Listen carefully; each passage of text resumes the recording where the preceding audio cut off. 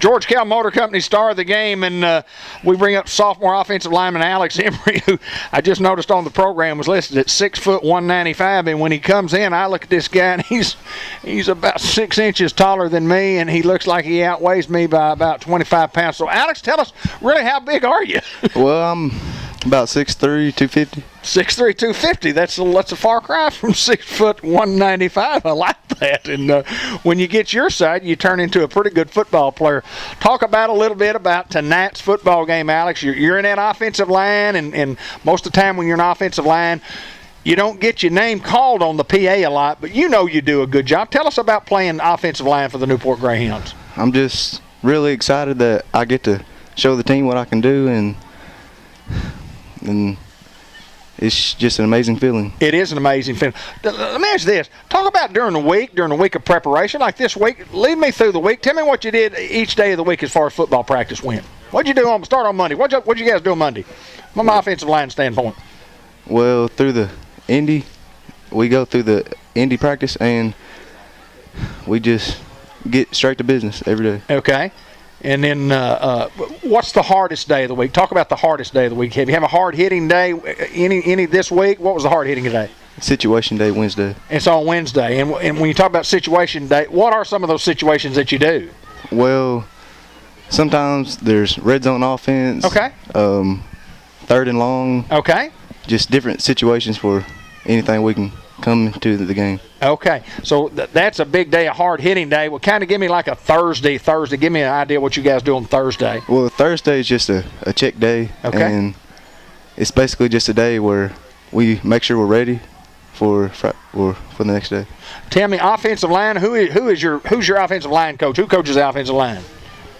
Coach Bradley. Coach Bradley's the offensive line coach, and I mean he's a guy that I know, former Newport Greyhound right here. He was an offensive center, and we was a real good one. Played here for the Newport Greyhounds, and I know he teaches you a lot about that orange hat. And what's it like? What's it like being a Newport Greyhound? What does it feel like? Can't beat that orange helmet. Well, yeah, you're right. You are right.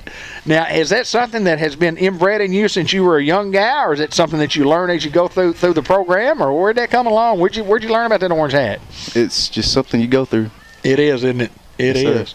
So tell me your expectations as far as team goals. What are the team goals from here on out?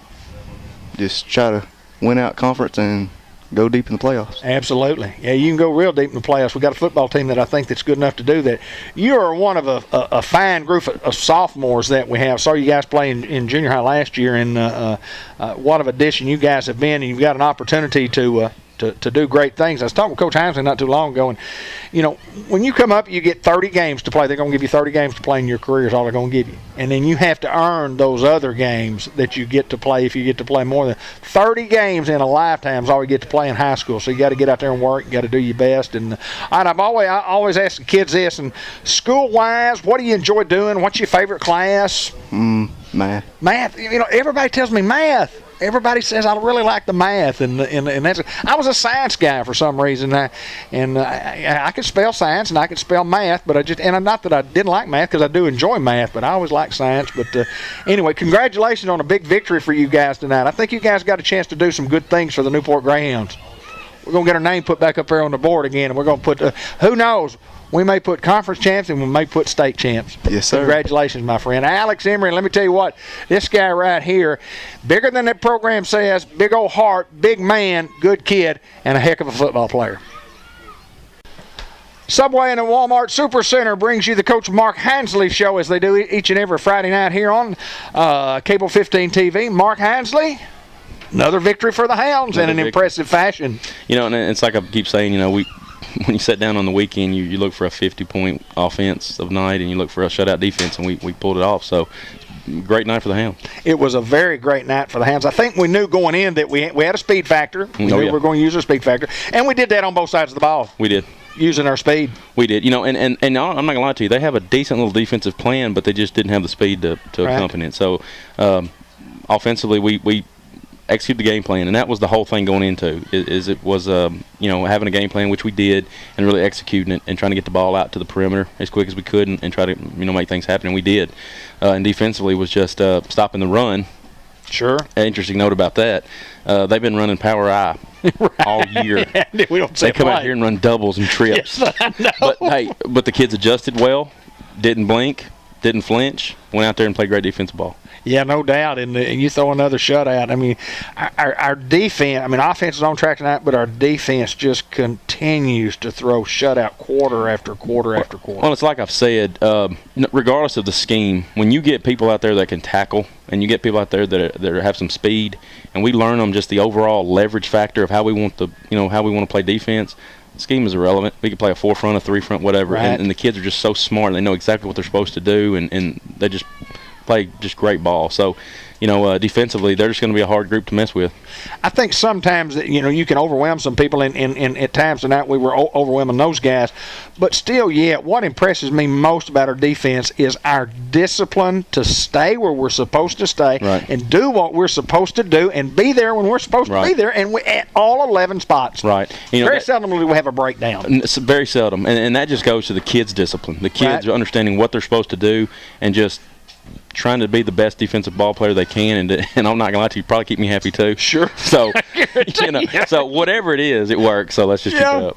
All right, we got to ask you this, and congratulations on another victory, and we're 4-0 in the conference, and I mean we're head up on everybody, and that'll you control your own destiny type thing. Yeah. You win the conference, and blah blah blah, and the number 1 seed in the conference.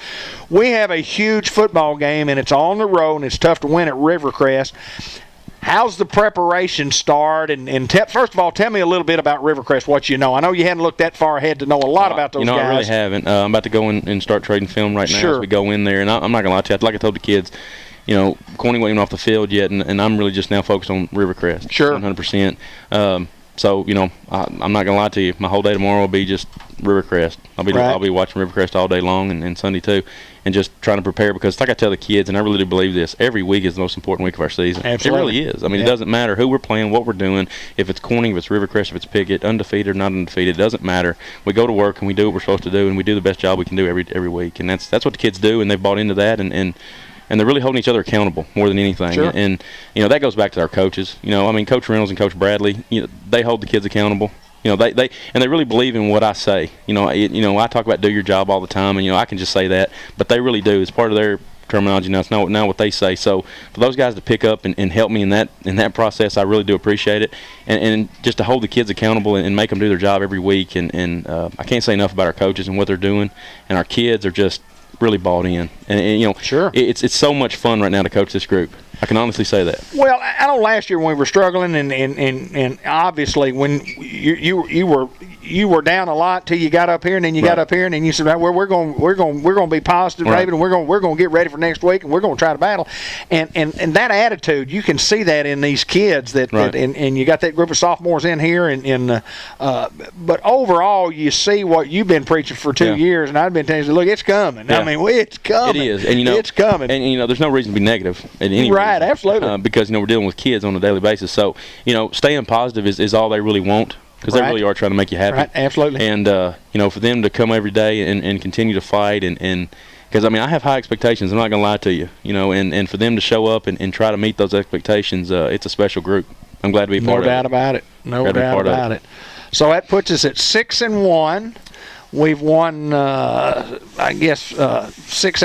out of our last 8, having won the last football game last year. We won 7 out of our last 8, so that's right. On a roll, aren't we? We are on a roll. Hey, it's a big football game coming up, but let's enjoy this one. That 55-0, another shutout by your defense, and I know all you coaches coach on defense, but you got to have somebody that puts the final stamp on the approval on the plan. But great night to be a Greyhound, and looking forward to the rest of the year, especially this coming week. You bet. It's the biggest game of the season. It is that, my friend. It is that. It is. Congratulations, Thank you. Coach. Thank you. Go Hounds.